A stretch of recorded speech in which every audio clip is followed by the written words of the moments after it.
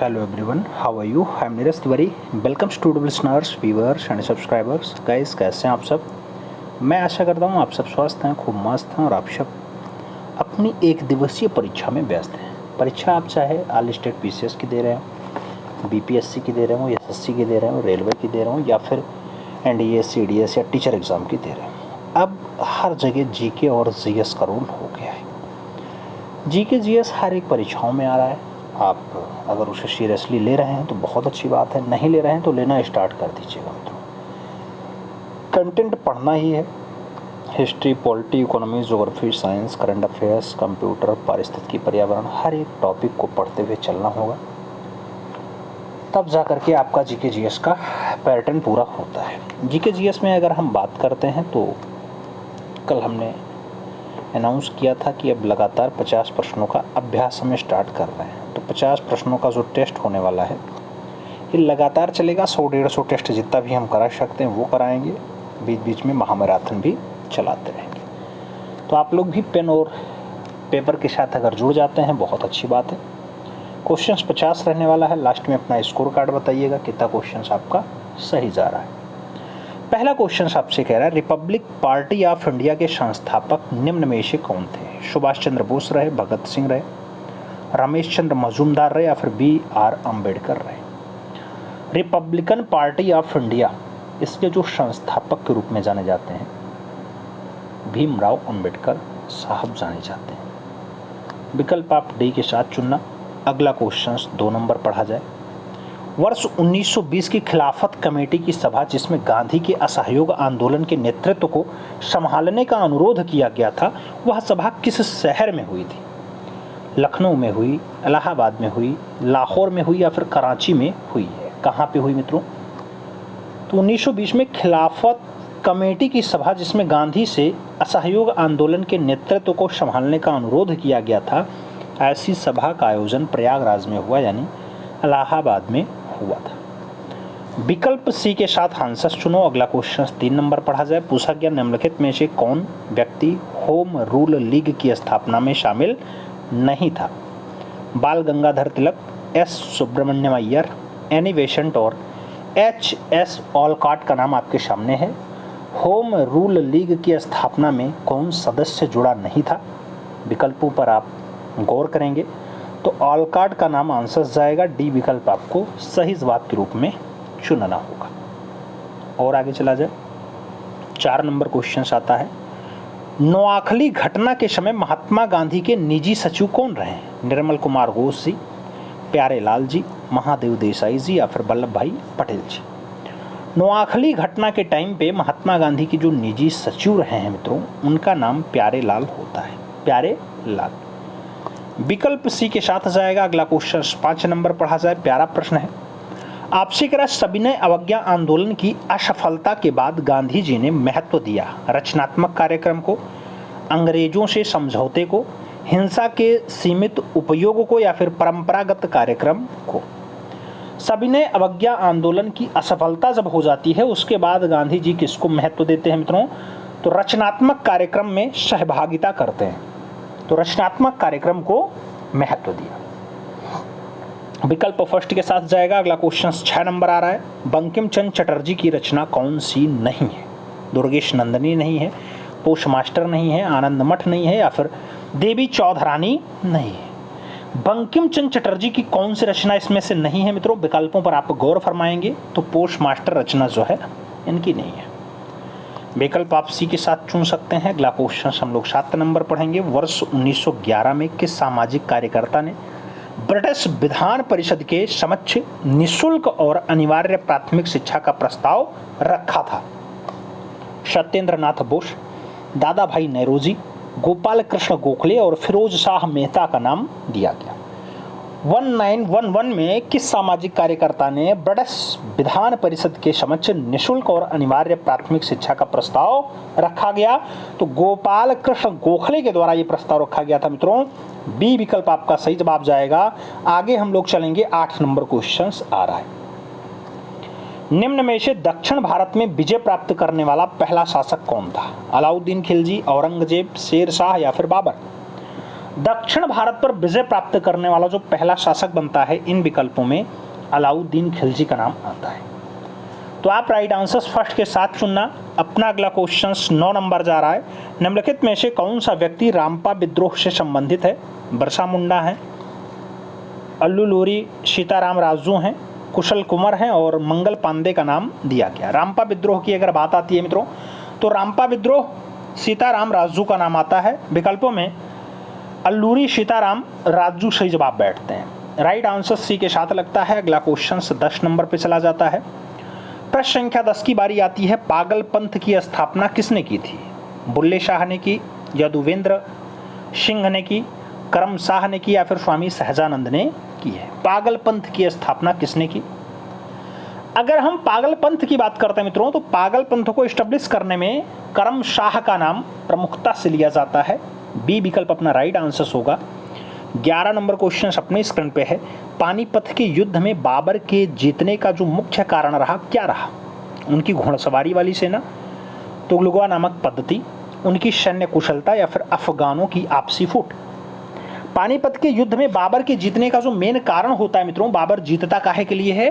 वो तुलगमा वाली पद्धति अपनाता है, इससे जीत जाता है। विकल्पों में सी विकल्प परफेक्ट आंसर्स के रूप में जाएगा। अगला क्वेश्चन हम लोग 12 नंबर पढ़ रहे हैं। मध्यकाल में जौनपुर में स्वतंत्र सरकी राजवंश की जो स्थापना है किसने की थी?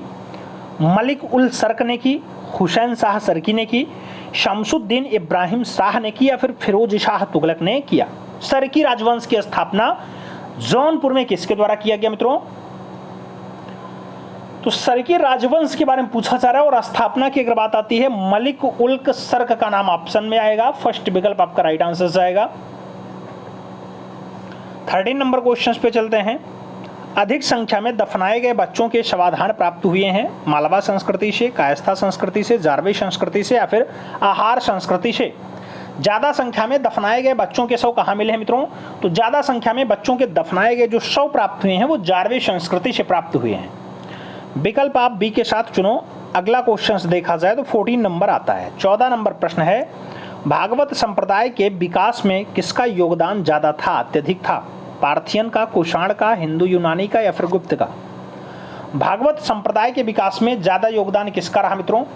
आप विकल्पों पर अगर गौर फरमाते हैं तो भागवत संप्रदाय को गुप्त राजाओं ने ज्यादा आश्वासन दिया है, ज्यादा योगदान दिया है। विकल्प आप गुप्त के साथ सुनो। D is the right answers बनाओ। 15 नंबर क्वेश्चन पे चलते हैं। धामेक स्तूप कहाँ स्थित है? आगरा में, जौनपुर में, मिर्जापुर में या फिर सारनाथ में? धामेक स्तूप की अगर बात आती है मित्रों, आप भी जानते हैं धामेक स्तूप सारनाथ राइट आंसर्स बैठता है। डी विकल्प राइट आंसर चुना जाएगा। अगला क्वेश्चन 16 नंबर पढ़ा जाए। प्रश्न संख्या 16 की अगर बारी आती है, पूछ लिया गया वह सुल्तान कौन था जिसने खलीफा के अधिकार को मानने से इनकार कर दिया था? इल्तुतमिश है, बलबन है, अलाउद्दीन खिलजी है या फिर मोहम्मद बिन तुगलक है? खलीफा के अधिकार को मानने से इनकार किसने किया मित्रों? तो खलीफा के अधिकार को मानने से जो इनकार करने वाला शासक रहा, अलाउद्दीन खिलजी रहा है। विकल्पों में बी विकल्प आपका परफेक्ट आंसर होगा। अगला क्वेश्चन 17 नंबर आ रहा है। यूरोप को उत्तरी अमेरिका से कौन सा सागर या महासागर अलग करता है? उत्तरी अटलांटिक महासागर, काला सागर, प्रशांत महासागर या फिर कैस्पियन सागर? यूरोप को उत्तरी अमेरिका से जो अलग करता है सागर, उसका जो नाम है मित्रों उत्तरी अटलांटिक महासागर। सही जवाब फर्स्ट के साथ जाएगा। अगला क्वेश्चन हम लोग 18 नंबर पढ़ते हैं। प्रश्न संख्या 18। शिवालिक शैल समूह के दक्षिण में भाबर क्षेत्र उदाहरण होता है मध्य भूमि स्थिति का, गिरिपद स्थिति का, अंतरा पर्वतीय स्थिति का या फिर इनमें से सभी?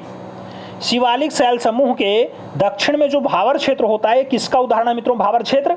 तो भाबर क्षेत्र जिसका उदाहरण होता है वो गिरिपाद स्थिति का है। गिरिपाद स्थिति राइट आंसर सी के साथ जा रहा है। 19 नंबर प्रश्न पे चलते हैं। निम्नलिखित में से कौन सा सौर परिवार से संबंधित नहीं है? क्षुद्र ग्रह, ग्रह, निहारिका या फिर धूमकेतु? कौन सा सौर परिवार से ताल्लुक नहीं रखता है? सौर परिवार से जुड़ा हुआ निहारिका नहीं है। विकल्पों में बी विकल्प आप सही जवाब के रूप में चुन लो। 20 नंबर क्वेश्चन आपसे कूट से क्वेश्चन कह रहा है, सही कूट का मिलान करो। अनुच्छेद के बारे में दिया गया है, आपसी मिलान करने को कह रहा है। अनुच्छेद 26 की अगर बात आती है, धार्मिक कार्यों के प्रतिबंध की स्वतंत्रता है मित्रों अनुच्छेद 26 में। ए का तीसरा होगा, यानी डी विकल्प अपने आप कट गया क्योंकि वहां ए का चौथा दिया गया था। मित्रों अनुच्छेद 40 की अगर बात आती है, ग्राम पंचायतों के गठन की बात हो रही है, तो सही जो है बी का चौथा हो जाएगा। और अनुच्छेद 98 अगर बात करते हैं तो अनुच्छेद 98 का जुड़ाव कहां से है? संसद सचिवालय से है। और जब 239 की बात आती है तो संघ शासित क्षेत्र के प्रशासन की बात होती है अनुच्छेद 239 में। तो जो राइट आंसर बैठ रहा है, ए का तीसरा, बी का चौथा, सी का दूसरा और डी का पहला, यानी फर्स्ट विकल्प राइट आंसर बैठ रहा है। ए इज द राइट आंसर आप चुन सकते हैं। अगला क्वेश्चन हम लोग 21 नंबर पढ़ रहे हैं। निम्नलिखित क्षेत्रों में से किस एक क्षेत्र में राज्य सरकार का स्थानीय निकायों पर नियंत्रण नहीं होता है? नागरिकों की शिकायतों पर, विधि निर्माण पर, आर्थिक मामले पर या फिर कार्मिक मामले पर? कौन सा एक क्षेत्र है जिसमें राज्य सरकार का स्थानीय इकाई पे नियंत्रण ही नहीं है? तो वो आपका होता है नागरिकों की शिकायतों पे राज्य सरकार कोई नियंत्रण नहीं रख पाती। फर्स्ट विकल्प राइट आंसर। अगला क्वेश्चन 22 नंबर, फिर से कूट में क्वेश्चंस दिया गया, कथन और उससे जुड़े हुए जो है कूट दिए गए हैं, आपको बताना है कौन सा कूट सही है। सभी विकल्पों पर अगर गौर फरमाते हैं, मौलिक अधिकार का संविधान भाग 3 यूएसए के बिल ऑफ राइट्स पे आधारित है। हाँ, ये तो आधारित है, लेकिन कहा जा रहा है कौन सा गलत है? संविधान के अनुच्छेद 21 के अंतर्गत मृत्यु का अधिकार मूलभूत अधिकार है, नहीं, ये गलत दे दिया गया। भारतीय संविधान एक पूर्ण संघीय संविधान है, ऐसा भी नहीं है। भारतीय संविधान के अनुसार मूलभूत अधिकारों को हटाया जा सकता है, बिल्कुल भी नहीं। तो जो राइट आंसर होगा वो बी, सी और डी सभी गलत है, यानी बी सी डी केवल और केवल डी विकल्प में दिया गया। तो राइट आंसर हम लोग डी के साथ चुनेंगे। आगे चलें, 23 नंबर क्वेश्चन आता है, वर्ष 2011 के भारत के संविधान में होने वाले 97वें संशोधन को संबंध आप कौन से विषय से जोड़ते हैं? 14 वर्ष तक के बच्चों की अनिवार्य और निःशुल्क शिक्षा, सहकारी संस्थाओं का गठन और कार्य संचालन, आतंकवाद से निपटने हेतु कठोर प्रयास या फिर भ्रष्टाचार रोकने हेतु लोकपाल की व्यवस्था। 2011 में भारत के संविधान में होने वाले 97वें संविधान संशोधन का संबंध से आपको बताना है कि उसका जुड़ाव कौन सी विषय से है। तो मित्रों, सहकारी संस्था का गठन और कार्य संचालन के बारे में था। विकल्प हम बी के साथ जोड़ते हैं, B is the right answer चुन लिया जाए। अगला क्वेश्चन 24 नंबर देखा जाए। 24 नंबर प्रश्न आपसे कह रहा है, भारत के संसद द्वारा पंचायत प्रावधान अनुसूचित क्षेत्रों तक विस्तार कानून कब पारित किया गया? 1992 में, 1996 में, 1994 में या फिर 1999 में? भारत के संसद द्वारा पंचायत प्रावधान कानून जो लाया जाता है, ये कब लाया जाता है मित्रों? तो 1996 में लाया जाता है, यानी 1996 में लाया जाता है।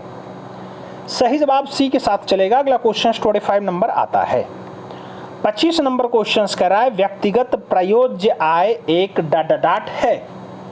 पीडीआई यानी व्यक्तिगत आय माइनस व्यक्तिगत कर भुगतान है। पीडीआई बराबर व्यक्तिगत आय माइनस व्यक्तिगत कर भुगतान माइनस गैर कर भुगतान है। तीसरे विकल्प में दिया गया पीडीआई बराबर व्यक्तिगत आय माइनस गैर कर भुगतान है। और चौथा विकल्प कह रहा है उपरोक्त में से कोई नहीं। तो व्यक्तिगत प्रयोज्य आय की अगर बात करते हैं मित्रों, तो व्यक्तिगत प्रयोज्य आय जो है वो व्यक्तिगत आय में से ही व्यक्तिगत कर भुगतान भी घटेगा और गैर कर भुगतान भी घटेगा। तो विकल्प बी के साथ राइट आंसर बैठेगा। 26 नंबर क्वेश्चन पे चला जाए तो आपसे कह रहा है, शरीर के संपर्क में स्प्रिट ठंडी अनुभूति देती है क्योंकि यह एक द्रव्य है, अत्यंत वाष्पशील है, पारदर्शी है या फिर सुचालक है। स्प्रिट ज़्यादा ठंडी अनुभूति देती है। जब शरीर से उसका जो है स्पर्श होता है तो वो ज़्यादा ठंडी अनुभूति देती है क्योंकि वो ज़्यादा वाष्पशील है। विकल्प सी के साथ राइट आंसर चुनना है। अगला क्वेश्चन 27 नंबर चल रहा है। आपसे कह रहा है, जब जल वाष्प में परिवर्तित होता है तब तापमान परिवर्तन होता है ऊष्मा का प्रवाह नहीं होता है, वातावरणीय ऊष्मा स्रोत से ऊष्मा जल में प्रवाहित होती है, या फिर ऊष्मा का प्रवाह जलवाष्प से जल की ओर होता है। जब जल वाष्प में परिवर्तन होता है, जब जल का जलवाष्प में परिवर्तन हो जाता है मित्रों, तो वातावरणीय ऊष्मा स्रोत से ऊष्मा जल में प्रवाहित होती है। राइट आंसर सी के साथ बनेगा, सी इज द राइट आंसर चुनना है। 28 नंबर क्वेश्चन पे चला जाएगा। हरे पौधे सूर्य से प्रकाश की ऊर्जा का %% ग्रहण करते हैं और उसे खाद्य ऊर्जा में परिवर्तित करते हैं। 2%, 5%, 1% या 10%। हरे पौधे सूर्य के प्रकाश की ऊर्जा का कितना परसेंट? तो सूर्य के प्रकाश की ऊर्जा का 1% ग्रहण करते हैं और उसे खाद्य ऊर्जा में बदल देते हैं। राइट आंसर जो बनेगा बी विकल्प बनेगा। अगला क्वेश्चन 29 नंबर देखा जाए। आपसे सूची में क्वेश्चंस दिया गया और कूट में फिर से क्वेश्चंस का आंसर्स मांग रहा है। धातु और संबंधित रोग से जुड़ा हुआ क्वेश्चन है मित्रों। आपसे आर्सेनिक के बारे में कह रहा है, तो फेफड़ा का कैंसर आर्सेनिक से जुड़ा हुआ है। अगर कैडमियम की बात आती है तो कैडमियम हड्डियों की कमजोरी से जुड़ा हुआ है। आप पॉलीविनाइल क्लोराइड की बात करते हैं तो पॉलीविनाइल क्लोराइड जो आपका कहा जाता है, ये आपका श्वसन संबंधित समस्या से जाता है। और बेरियम की अगर बात आती है, मस्तिष्क सूजन की बात बेरियम के साथ जुड़ती है। तो डी का दूसरा विकल्प केवल और केवल 4 नंबर में है, इसलिए आप राइट आंसर डी के साथ गोला भर लो। और आगे चलें, 30 नंबर क्वेश्चन पढ़ा जाए। सांद्र सल्फ्यूरिक अम्ल की उपस्थिति में एसिटिक अम्ल तथा एथिक एल्कोहल के मध्य होने वाली अभिक्रिया कहलाती है जल अपघटन, हाइड्रोजनीकरण, साबुनीकरण या फिर एस्टरीकरण। सांद्र सल्फ्यूरिक अम्ल की उपस्थिति में एक एसिटिक अम्ल और एथिक एल्कोहल के मध्य होने वाली जो अभिक्रिया है मित्रों, वो एस्टरीकरण कहलाती है। तो विकल्प डी के साथ राइट आंसर चुनना है। 31 नंबर क्वेश्चन पढ़ा जाए। ग्रेफाइट में परतों को एक दूसरे से मिलाकर के रखा जाता है वांडर वाल्स बलों द्वारा, धात्विक आबंध द्वारा, आयन आबंध द्वारा या फिर सह संयोजी आबंध द्वारा। ग्रेफाइट में परतों को एक दूसरे से मिलाकर के जो रखा जाता है मित्रों, वो वांडर वाल्स के बलों के द्वारा रखा जाता है। तो विकल्प फर्स्ट के साथ राइट आंसर बैठ रहा है। अगला क्वेश्चन 32 नंबर आ रहा है। पूछा गया निम्नलिखित में से कौन सा एक यातायात संचालित नगरों में धूरी वायु बनाने से संबंधित है? Sulphur dioxide, nitrogen dioxide, carbon dioxide या फिर कार्बन मोनोऑक्साइड। तो सही जवाब है सल्फर डाइऑक्साइड। सही जवाब फर्स्ट के साथ चुनना है। ए इज द राइट आंसर चुन लो। अगला क्वेश्चन 33 नंबर आता है। किस प्रकार के ऊतक में मनुष्य में ग्रंथि का निर्माण होता है? पेशीय ऊतक में, उपकला ऊतक में, तंत्रिका ऊतक में या फिर संयोजी ऊतक में? कैसे ऊतक में मनुष्यों में ग्रंथि का निर्माण हो जाता है मित्रों? तो ग्रंथि का निर्माण उपकला ऊतक में होता है। उपकला ऊतक राइट आंसर सी के साथ जा रहा है। 34 नंबर क्वेश्चन देखा जाए। 34 नंबर प्रश्न आपसे कह रहा है मनुष्य की लार में उपस्थित एक घातक लाइसोजाइम किस रूप में कार्य करता है? प्रतिजीवाणु कारक के रूप में, एमाइलेज के रूप में, जाइमोजन के रूप में या फिर लाइपेज के रूप में? मनुष्य की लार में उपस्थित एक घातक लाइसोसोम है, वो कौन से रूप में कार्य करता है मित्रों? तो प्रतिजीवाणु कारक के रूप में कार्य करता है।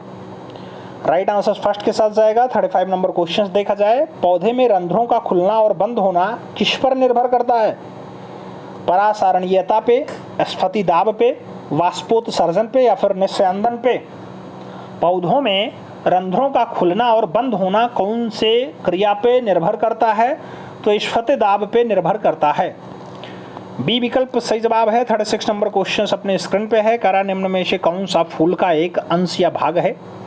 मध्य सिरा, सिराएं, स्त्री केसर या फिर इनमें से कोई नहीं? कौन जो है फूल का एक अंश या भाग है मित्रों? तो फूल का अंश या भाग जो है वो स्त्री केसर है। विकल्पों में बी विकल्प राइट आंसर्स। 37 नंबर क्वेश्चन पढ़ा जाए। सफेद फास्फोरस का संबंध निम्नलिखित कथनों पर विचार कीजिए। कौन सा कथन आपका सही है सफेद फास्फोरस के लिए? सफेद फास्फोरस यह एक विषैला पदार्थ है जिसका उपयोग रासायनिक हथियार के रूप में किया जाता है। बिल्कुल किया जाता है। यह एक अत्यधिक ज्वलनशील और हवा के संपर्क में आने पे स्वतः प्रज्वलित हो जाता है। बिल्कुल ऐसा भी है। तो कौन सा विकल्प सही होगा? ए और बी दोनों सही है, इसलिए सी विकल्प में ए और बी दोनों सही का विकल्प दिया गया। सी सही जवाब बनाना है। अगला क्वेश्चन 38 नंबर चलते हैं। आपसे कह रहा है सामान्य ठंड में निम्नलिखित में से कौन नासिका संकुलन के लिए उत्तरदायी है? एंटीहिस्टोमेन, प्रतिअम्ल, हिस्टोमिन या फिर विटामिन नासिका संकुलन के लिए उत्तरदायी है? सामान्य ठंड में नासिका संकुलन के लिए जो उत्तरदायी है हिस्टोमिन है। विकल्प बी के साथ राइट आंसर्स लगाना है। 39 नंबर क्वेश्चंस पढ़ना है। केंद्रक कला का निर्माण किस कोशिकांग द्वारा होता है? अंतः द्रव्य जालिका के द्वारा, माइटोकॉन्ड्रिया के द्वारा, हरित लवक के द्वारा या फिर गोल्जी काय के द्वारा? केंद्रीय कला का जो निर्माण है कौन से कोशिकांग द्वारा होता है मित्रों? तो अंतः द्रव्य ज्वालिका के द्वारा होता है। विकल्प फर्स्ट के साथ जाएगा। अगला क्वेश्चन हम लोग 40 नंबर पढ़ रहे हैं।